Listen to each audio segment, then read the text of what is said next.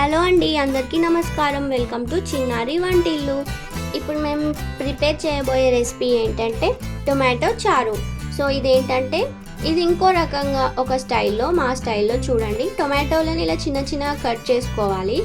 అలాగే దాంట్లో కావాల్సిన ఇంగ్రీడియంట్స్ ఏంటి అంటే ఆవాలు, జీలకర్ర, పసుపు, ఇంకా టేస్ట్కి సరిపడా సాల్ట్, కొన్ని పచ్చిమిరపకాయలు, కొన్ని వెల్లుల్లి, కొన్ని కొత్తిమీరాకు, ఇంకా కొంచెం కరివేపాకు. ఇప్పుడు ఏంటంటే ప్రాసెస్ చూద్దాము. సో దానికోసమని స్టవ్ ఆన్ చేసేసుకొని ప్యాన్ పెట్టుకున్నాము.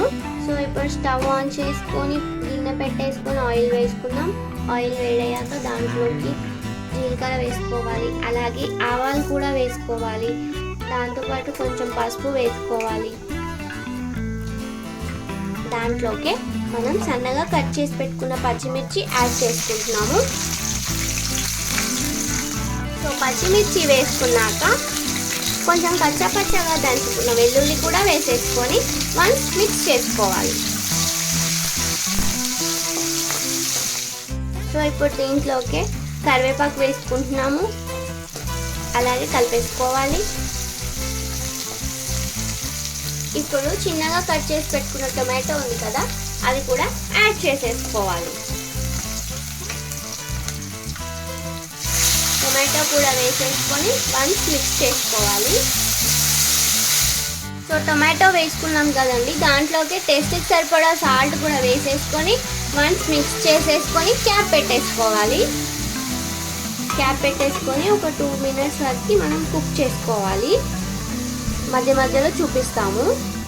చూసారు కదండి, ఇలా మేము క్యాప్ పెట్టేసుకొని తీసుకుంటున్నాము. ఇదేంటంటే మధ్య మధ్యలో ఇలా మిక్స్ చేసుకోవాలి. ఏంటంటే టొమాటో మెత్తగా అవ్వాలి. ఇప్పుడు ఏంటంటే క్యాప్ తీసుకున్నాక మనకి టొమాటోలోకి సరిపడేంత వాటర్ యాడ్ చేసుకోవాలి.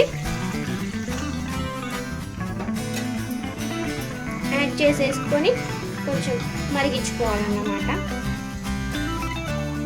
సో ఇలా సాల్ట్ వేసుకున్నాక ఒక 2 minutes ఇలా మరిగించుకోవాలి. చారు మంచిగా మరిగిన తర్వాత అందులోకి మనం కొత్తిమీర వేసేసుకుంటే రెడీ అయిపోతుంది మన టేస్టీ అయిన టొమాటో రసం.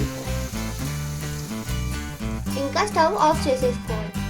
సో రెడీ అయిపోయిందండి మన టొమాటో చారు. చూడండి ఎంతో టేస్టీగా, చూడడానికి చాలా కలర్ఫుల్గా ఉంది కదా, టేస్ట్ కూడా బాగుందండి.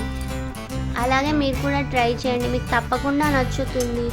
మీకు కనుక ఈ వీడియో నచ్చితే లైక్ చేయండి, షేర్ చేయండి, కామెంట్ చేయండి. అలాగే మా ఛానల్ని తప్పకుండా సబ్స్క్రైబ్ చేసుకోండి. థ్యాంక్ యూ అండి. థ్యాంక్ యూ ఫర్ వాచింగ్ చిన్నారి వంటిల్లు.